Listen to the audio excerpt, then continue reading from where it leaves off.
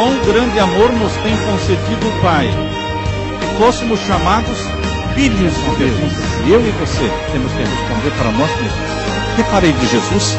Chamado livro de Testemunhos, volume 9, página 189, diz assim: se nos humilhássemos perante o Senhor e fôssemos bondosos, o mexeriqueiro descobre o segredo. Deus dá e Deus cobra, mas Deus não cobra nada que Ele não deu antes.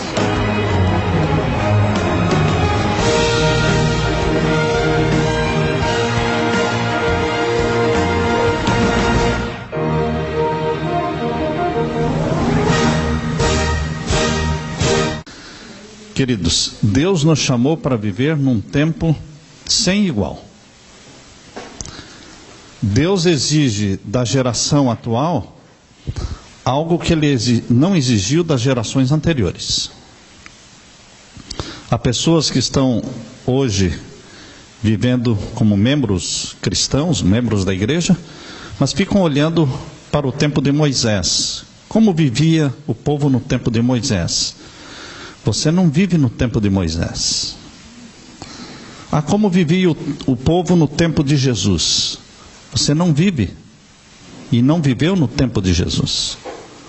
Deus não vai cobrar de você a luz, somente a luz que existia no tempo de Moisés.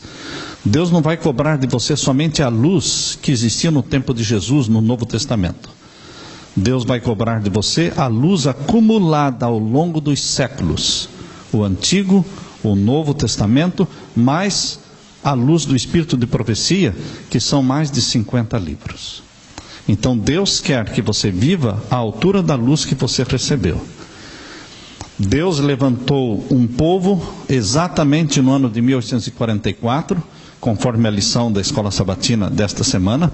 Deus levantou um movimento profético mundial, com uma missão especial, uma missão profética.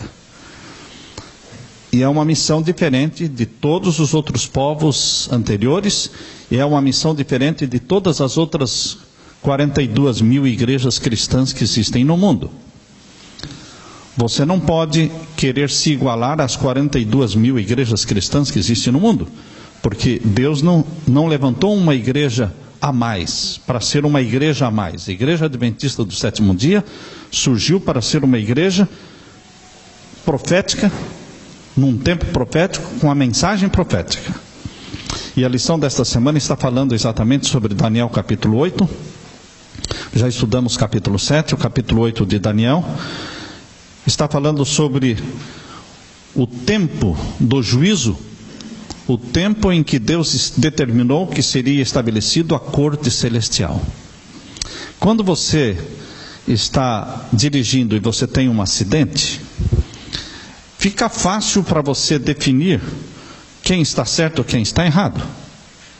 Quando o guarda chega e ele faz o reporte, faz o relatório, fica muito fácil você falar: não, eu estava passando no sinal verde e aquele outro carro veio no sinal vermelho e bateu no meu carro e houve um acidente terrível.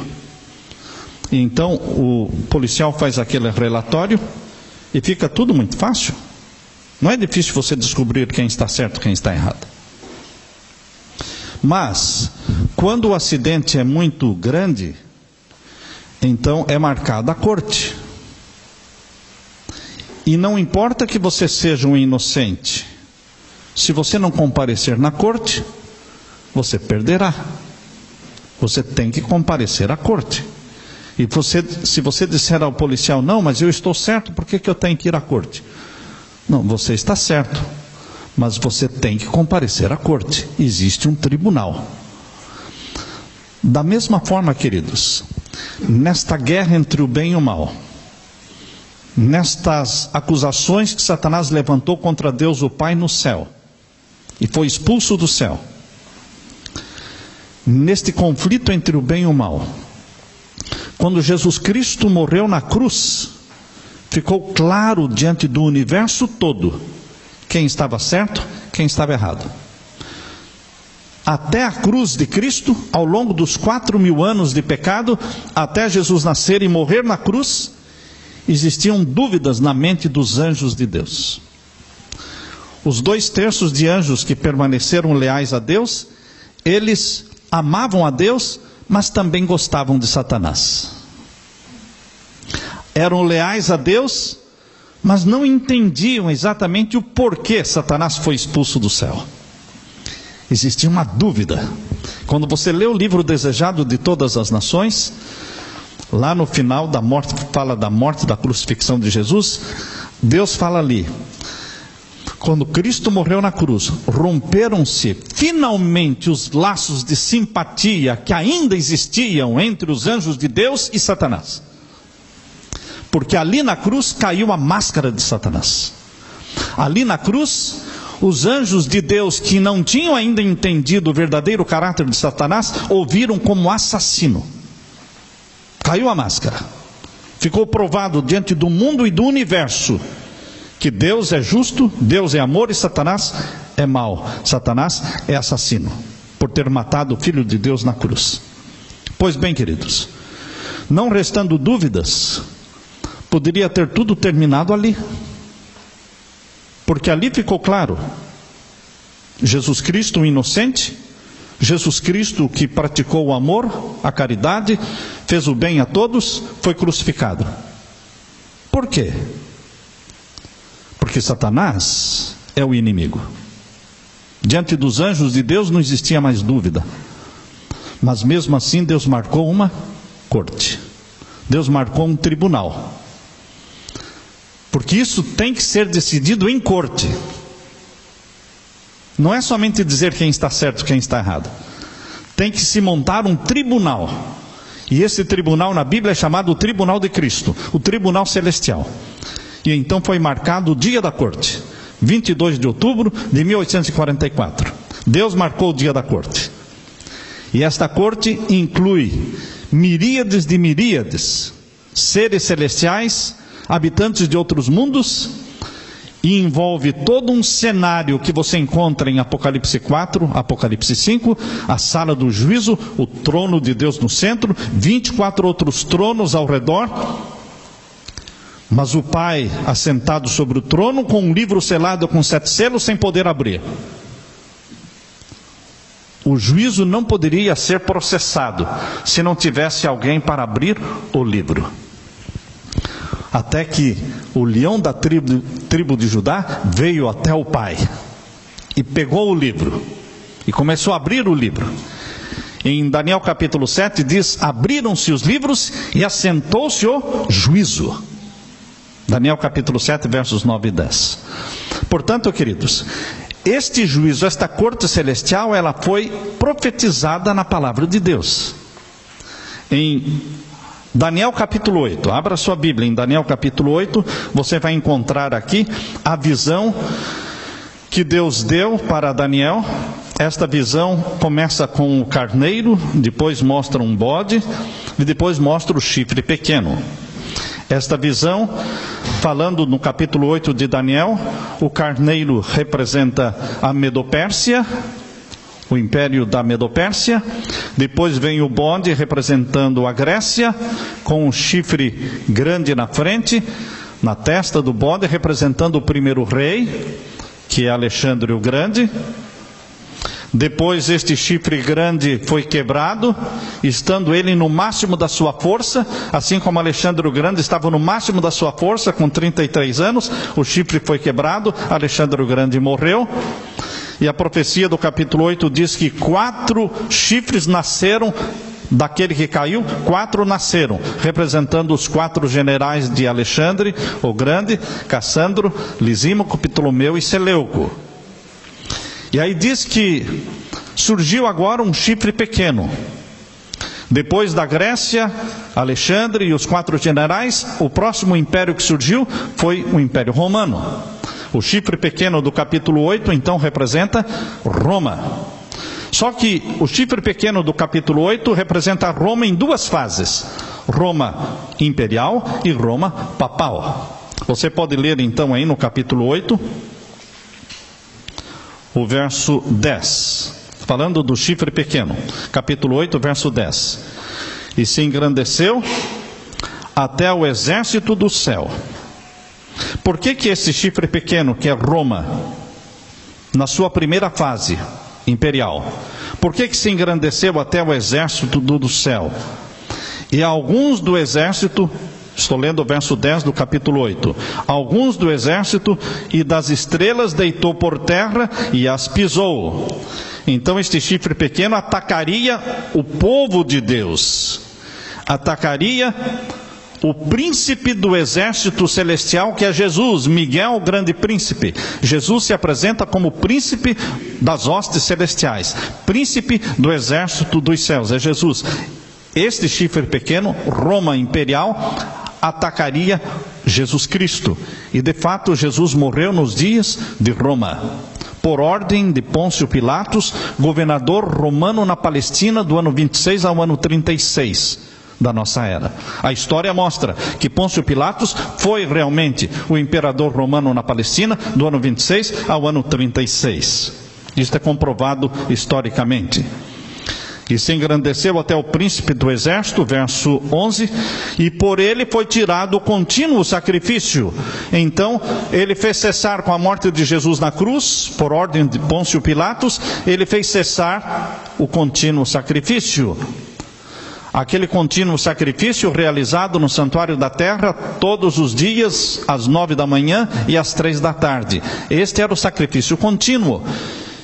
Mesmo que ninguém viesse ao santuário confessar os pecados, mesmo que nenhum pecador entrasse no pátio trazendo o seu cordeiro para ser morto, mesmo assim, continuamente, diariamente, às 9 da manhã e às 3 da tarde, os sacerdotes realizavam sacrifício contínuo, o diário. Mas isto acabou quando Jesus morreu na cruz. Quando Jesus morreu na cruz, rasgou o véu de cima a embaixo, deixando o lugar santíssimo exposto. Queridos, ali acabaram os sacrifícios do santuário terrestre. E logo mais, no ano 70, isso aconteceu no ano 31 da nossa era, no ano 70, o templo, o santuário terrestre, fisicamente foi destruído. Não ficou pedra sobre pedra. Por isso, o chifre pequeno representando Roma imperial na sua primeira fase, aqui diz que fez cessar o sacrifício, matando a Jesus Cristo, não tendo mais sacrifício na terra, porque Jesus morreu uma só vez pelos nossos pecados, e por ele foi tirado o contínuo sacrifício, e o lugar do seu santuário foi lançado por terra. Ali onde estava o santuário, foi destruído, não ficou pedra sobre pedra, e nunca mais foi reconstruído. O santuário foi lançado por terra. Agora, queridos, nós vamos ver a transição de Roma imperial para Roma papal. O chifre pequeno representa Roma nas suas duas fases. Primeiramente, Roma atacou o príncipe do exército e destruiu o santuário. E agora o verso 12 diz: e o exército lhe foi entregue com o sacrifício contínuo, por causa das transgressões, e lançou a verdade por terra, fez isso e prosperou. Aqui nós já vemos a transição para Roma papal, que lançou a verdade por terra. Roma imperial destruiu o santuário físico, não ficando pedra sobre pedra. Porém, Roma papal destruiu o santuário espiritual, o santuário celestial. Quando Cristo morreu na cruz, foi inaugurado o santuário do céu. Quando Jesus morreu na cruz, caducou o santuário da terra. Cessaram os sacrifícios e as ofertas de manjares. Mas inaugurou-se o santuário celestial, que é o santuário do Novo Testamento. O santuário terrestre estava no centro de Jerusalém. O santuário celestial está na Nova Jerusalém. O santuário terrestre tinha um sacerdócio arônico, da linhagem de Arão, da tribo de Levi. No sacerdócio celestial tem um sacerdócio que não é arônico e que não tem linhagem sacerdotal, chamado de sacerdote segundo a ordem de Melquisedeque, porque Jesus foi feito sacerdote por ordem divina. Assim como Melquisedeque, no tempo de Abraão, foi escolhido para ser sacerdote por ordem divina, e não por genealogia sacerdotal. Assim Jesus também foi escolhido para ser sacerdote por ordem e determinação divina, sem pertencer à tribo de Levi. Então, queridos, no santuário celestial, nós temos ali o verdadeiro santuário, o original. O santuário da terra era somente uma ilustração temporária que deveria durar desde a saída do povo de Deus do Egito até a morte de Jesus na cruz. Funcionou como uma ilustração do plano da salvação e da obra sacerdotal e sumo sacerdotal de nosso Senhor Jesus.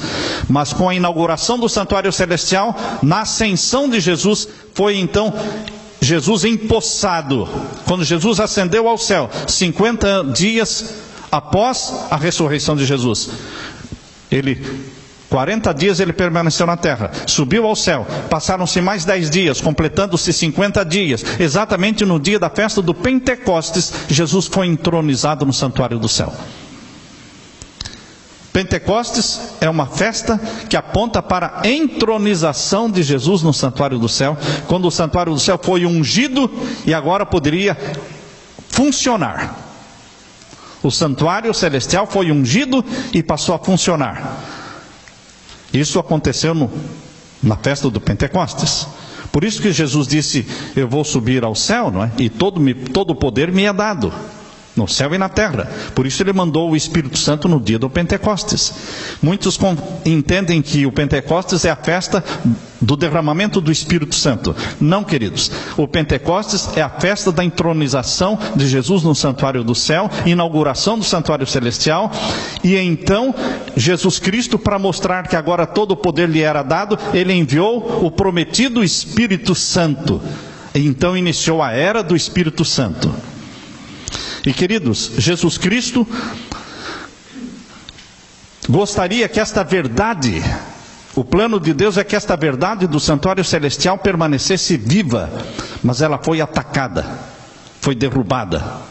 Foi Roma papal que lançou por terra a verdade do santuário. Como é que Roma papal derrubou a verdade do santuário celestial?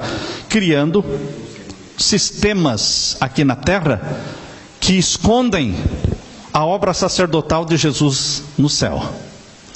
Que sistema foi criado pela igreja romana aqui na terra que esconde a obra sacerdotal de Jesus no céu? A missa, que é o sacrifício diário de Jesus.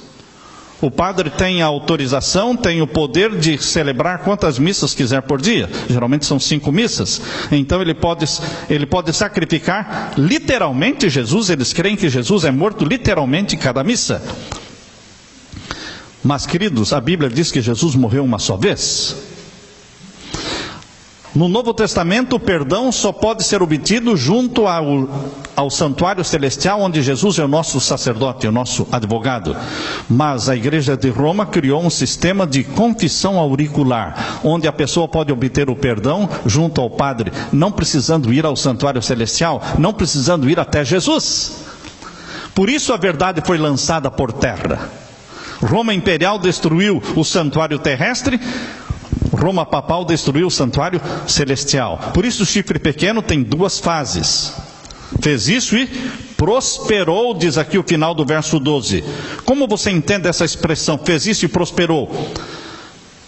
A prosperidade, o sucesso do romanismo foi tão grande que se espalhou pelo mundo todo. Se tornou a maior religião cristã, a maior igreja cristã do mundo. E o verso 13... diz assim: depois ouvi um santo que falava e disse a outro santo, aquele que falava: até quando durará a visão do contínuo sacrifício e da transgressão assoladora, para que seja entregue o santuário e o exército a fim de serem pisados? Até quando vai durar essa visão da verdade sendo lançada por terra, o povo de Deus sendo perseguido e o santuário celestial sendo escondido? Até quando vai durar esta transgressão? E a resposta vem: até quando? A resposta vem no verso 14. E ele me disse: até 2.300 tardes e manhãs, e o santuário será purificado. Deus viu que a restauração da verdade do santuário celestial, a restauração da verdade de Cristo como sacerdote e advogado nosso no céu, a restauração da santa lei de Deus que está no lugar santíssimo do santuário celestial. Deus viu que esta restauração ocorreria no final dos 2.300 anos, mencionados aqui em Daniel capítulo 8, verso 14. E o final dos 2.300 anos foi exatamente ali no dia 22 de outubro de 1844. Deus, que conhece o fim desde o princípio, Ele previu, ele viu surgindo na terra um movimento para pregar a mensagem do santuário celestial, as 3 mensagens angélicas de Apocalipse capítulo 14, versos 6 a 12, e então anunciando que no céu, nesta mesma data, estaria começando o juízo celestial. Juízo celestial é a purificação do santuário celestial. Purificação do santuário celestial é sinônimo de juízo celestial, onde nome por nome estará sendo passado. O juízo começou pelos mortos em 1844 e vai passar para o caso dos vivos após o decreto dominical. Quando após o decreto dominical, ele se tornando universal, Deus então vai começar a selar o povo de Deus com o selo do Deus vivo e selar os ímpios com o sinal da besta. Esse é o período do juízo dos mortos, o selamento tão esperado dos vivos. Então nós estamos vivendo ainda na primeira fase do juízo celestial, que é a fase dos mortos. A fase dos vivos ainda não começou, porque não saiu ainda e não foi aprovado mundialmente o quê? O decreto dominical. O selamento mencionado lá em Apocalipse capítulo 7. Queridos, aqui diz que esta visão do capítulo 8, verso 14, seria uma visão, verso 15. E aconteceu que, havendo eu, Daniel, visto a visão, busquei entendê-la, e eis que se me apresentou diante uma como semelhança de homem, e ouvi uma voz de homem nas margens do Ulai, a qual gritou e disse: Gabriel, dá a entender a este a visão. Daniel não entendeu a visão. Que visão? Aqui são 2 visões, a visão do carneiro e do bode e do chifre pequeno é uma. E esta Daniel entendeu, porque a visão foi explicada. Aqui a partir do capítulo 8, verso 20, a visão é explicada. Daniel entendeu. Mas ele não entendeu a outra visão, que é das 2.300 tardes e manhãs. Esta visão ele não entendeu. Interessante, irmãos, que o capítulo 8 usa 2 palavras em hebraico para a visão. A visão geral do carneiro, do bode e do chifre pequeno, a palavra hebraica para esta visão é Shazon. E esta Daniel entendeu. Mas quando Daniel se refere especificamente à visão que ele não entendeu, que das 2.300 tardes e manhãs, ele não usa a palavra Shazon, ele usa a palavra maré. Portanto, maré pode ser traduzido por visão, mas é especificamente a visão das 2.300 tardes e manhãs. É essa que Daniel não entendeu. E é esta visão que o anjo diz que seria para dias muito distantes. Diz aqui, verso 17. E veio perto de onde eu estava, e vindo ele, fiquei assombrado e caí sobre o meu rosto. Mas ele me disse: entende, filho do homem, porque esta visão se realizará no fim do tempo. Esta visão será para o fim do tempo. E aí no capítulo 8 ainda, verso 26, diz assim: e a visão da tarde e da manhã que foi dita é verdadeira. Tu, porém, cerra a visão, sela, porque não vai ser entendida agora, porque é para o tempo do fim. Cerra a visão, porque só daqui a muitos dias se cumprirá. E eu, Daniel, enfraqueci, estive enfermo alguns dias, então levantei-me e tratei do negócio do rei. Espantei-me acerca da visão. Que visão? Da Shazon ou do maré? Maré. É a visão que ele não entendeu. Espantei-me acerca da visão, e não havia quem a entendesse. Então, queridos, quando o anjo foi mandado por Deus, no capítulo 9, quando o anjo foi enviado por Deus lá do céu para explicar a visão para Daniel, ele veio explicar não a visão Shazon, do carneiro, do bode, do chifre pequeno, mas a visão maré, das 2.300 tardes e manhãs, que diz respeito ao juízo celestial, ao santuário celestial, quando ele seria restaurado e iniciaria então o tribunal celestial. Abra sua Bíblia então em Daniel capítulo 9. Daniel capítulo 9 e o verso 21 em diante. Capítulo 9, verso 21 em diante. Estando eu, digo, ainda falando na oração, o varão Gabriel, que eu tinha visto na minha visão ao princípio, veio voando rapidamente e tocou-me a hora do sacrifício da tarde, 3 horas da tarde, não é? E me instruiu, verso 22, e falou comigo e disse: Daniel, agora saí para fazer-te entender o sentido, entender-te o sentido, entender o sentido o quê? Da visão que ele não entendeu, maré, das 2.300 tardes e manhãs. Porque aqui, a palavra usada aqui no capítulo 9 é maré, não é chazon. Então o anjo não veio explicar para Daniel a visão do bode e do carneiro. Ele veio explicar a visão das 2.300 tardes e manhãs usando a palavra específica, maré. Aqui diz, verso 22, e me instruiu, falou comigo e disse, Daniel, agora saí para fazer-te entender o sentido. No princípio das tuas súplicas saiu a ordem, e eu vim para te declarar, porque tu és muito amado. Toma, pois, bem sentido na palavra e entende o quê? A maré. Entende a visão das 2.300 tardes e manhãs. Então, queridos, as 70 semanas mencionadas no verso 24, estas 70 semanas, elas são o início da explicação dos 2.300 anos. 2.300 tardes e manhãs serão 2.300 dias, porém dia profético é um ano. Então são 2.300 anos. Mas os 2.300 anos é um período muito longo. É o maior período profético da Bíblia. Então Deus dividiu em duas partes. Deus dividiu em duas partes. A primeira parte dos 2.300 anos, o anjo disse, chama-se 70 semanas. 70 semanas, 70 vezes 7 são 490. Então, a primeira parte da visão dos 2.300 anos são 490 anos, as 70 semanas. Começa com as 70 semanas. Se você pegar os 2.300 anos e você subtrai de 2.300, você diminui 490. Fica o quê? 1810. Então, queridos, a visão é dividida em duas partes.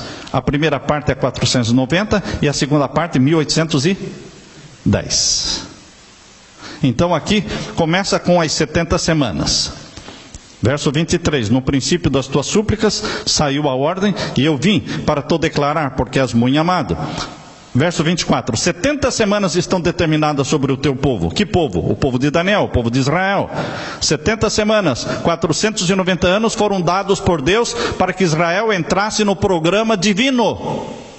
Por que Israel foi rejeitado como povo escolhido? Jesus Cristo morreu na cruz no ano 31, e 3 anos e meio depois, no ano 34, acabaram-se os 490 anos e Israel deixou de ser o povo escolhido de Deus. Por quê? Deus deu 490 anos de graça para o povo de Israel, para que Israel entrasse no programa de Deus, para que Israel aceitasse o Messias, para que Israel entendesse que o santuário da terra seria passageiro, temporário, mas que existe o santuário original, eterno, que é o santuário do céu. Mas Israel não entendeu o plano de Deus.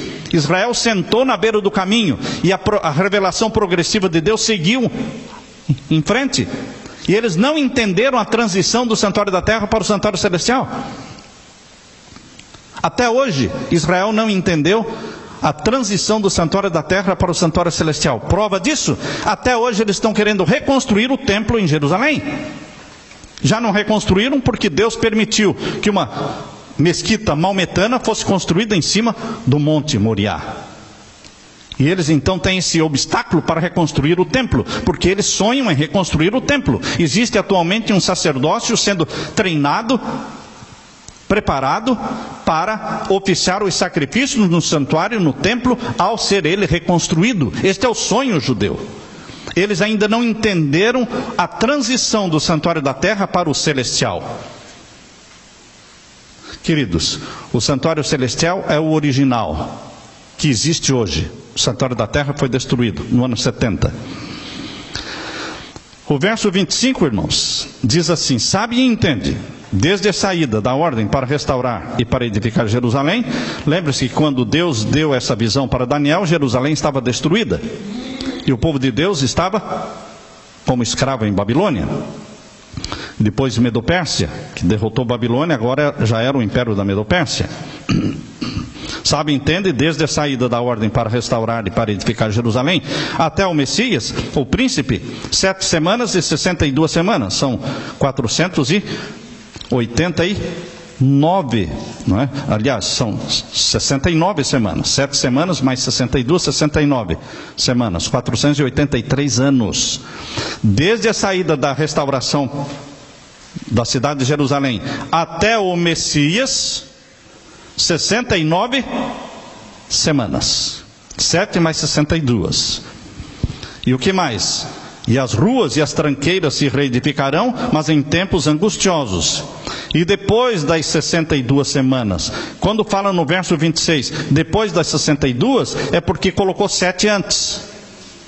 Então, na realidade, quando fala depois das 62, está falando depois das 69.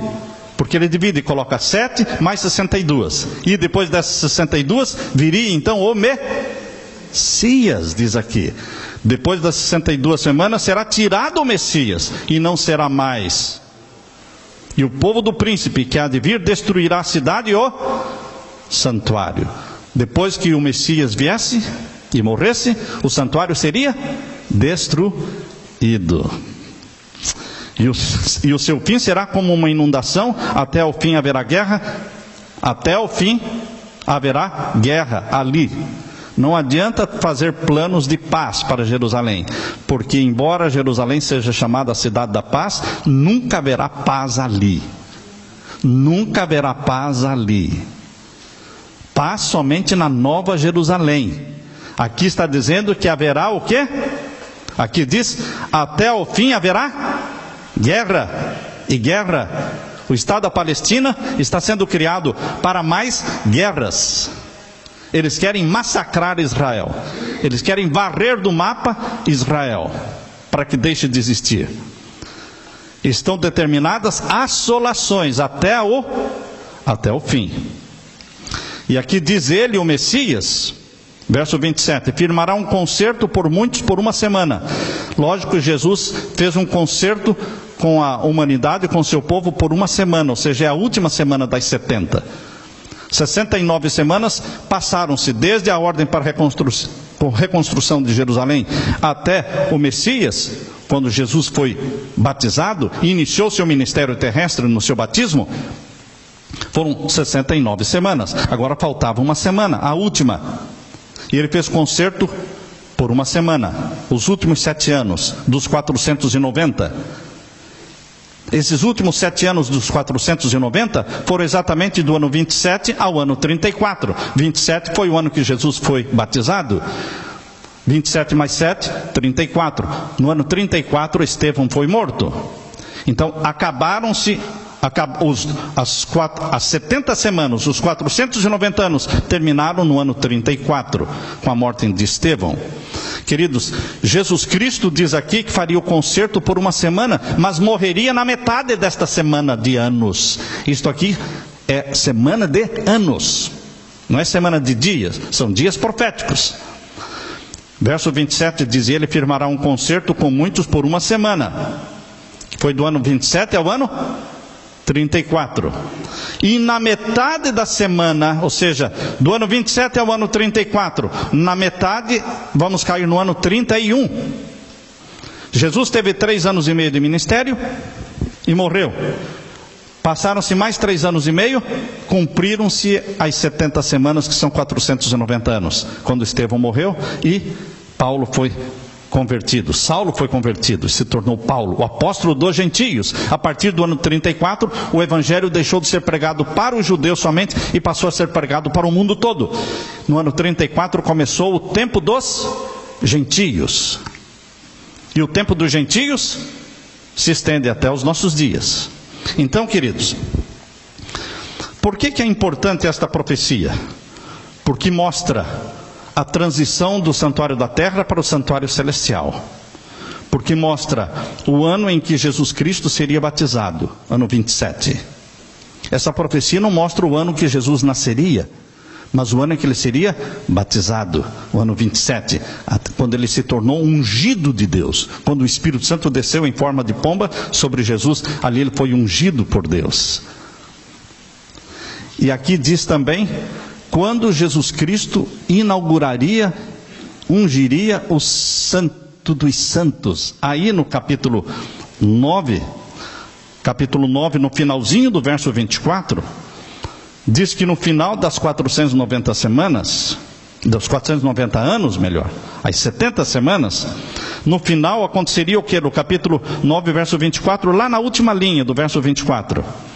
E selar a visão e a profecia para ungir o santo dos santos. Quando é que Jesus ungiu o santo dos santos? Quando ele subiu ao céu, ao se completarem 50 dias após a ressurreição, aconteceu a festa do Pentecostes, e aconteceu no dia da festa do Pentecostes a unção do Santo dos Santos. A unção do santuário celestial ocorreu no Santíssimo do Santuário Celestial. Ontem alguém me telefonou lá de Miami, disse: pastor, tem uma pessoa aqui que deixou a Igreja Adventista, porque a Igreja Adventista ensina de que Jesus entrou no Santíssimo somente em 1844, e ele leu na Bíblia, lá em Hebreus capítulo 9, que Jesus entrou no Santíssimo quando ele subiu ao céu. Eu disse para essa mulher que me telefonou, ela estava preocupada porque uma pessoa está deixando a igreja. Eu disse: ele está certo. A Igreja Adventista não ensina que Jesus entrou no Santíssimo somente em 1844. A Bíblia ensina de que Jesus entrou no Santíssimo quando ele subiu ao céu, porque o trono do Pai está no Santíssimo, e ele subiu ao céu com uma multidão de ressuscitados com ele, que era o molho das primícias. Isso está descrito no capítulo Desejar Todas as Nações, lá no capítulo que fala sobre a ressurreição de Jesus. E os anjos vieram para adorá-lo, e ele disse: não me adorem ainda, até que eu entre à presença do meu Pai e apresente diante do meu Pai o molho das primícias, e o meu sacrifício seja aceito. Queridos, Jesus, ao subir ao céu, entrou no Santíssimo na presença do Pai. E ao ungir o santuário celestial no dia do Pentecostes, isto envolve o Santíssimo do Santuário Celestial. Não tem como fazer a unção do santuário sem entrar no Santíssimo. Assim foi no santuário da terra, assim também é no santuário do céu. Porém, em 1844, ele entrou no Santíssimo como sumo sacerdote, para iniciar o juízo celestial. Isso é o correto. Esta é a verdade bíblica. Mas não que ele nunca tenha entrado no Santíssimo antes. Queridos, isso é o que a Bíblia nos ensina. Em 1844, Jesus entrou no lugar santíssimo como sumo sacerdote para iniciar o juízo. Mas, quando ele subiu ao céu, ele também entrou no Santíssimo, não como sumo sacerdote, mas para apresentar ao Pai o quê? O molho das primícias. Ele foi ao trono do Pai no Santíssimo. Queridos, esta profecia é importante porque mostra que em 1844 começou a restauração do santuário celestial. Aqui na terra começou a proclamação da mensagem angélica: temei a Deus e dai-lhe glória, porque chegou a hora do seu juízo. Essa mensagem, chegou o juízo, começou a ser pregada neste período de 1843 para 1844, preparando o mundo para o juízo celestial. Desde 1844, então, estamos num processo de julgamento, nome por nome. Estão sendo estudados, nomes são rejeitados, nomes são mantidos no livro da vida. Porém, quando sair o decreto dominical, tão esperado pelo povo de Deus, vai iniciar o selamento do povo de Deus. Apocalipse 7 diz que o povo de Deus será selado pelo selo do Deus vivo, e os ímpios serão selados pelo sinal da besta. Então os selados estarão julgados, porque quem for selado pelo selo do Deus vivo está selado para a vida eterna, e quem for selado pelo sinal da besta está selado para a morte eterna. Queridos, esta é a verdade que tem que ser proclamada diante do mundo, e Deus levantou um povo para proclamar esta mensagem.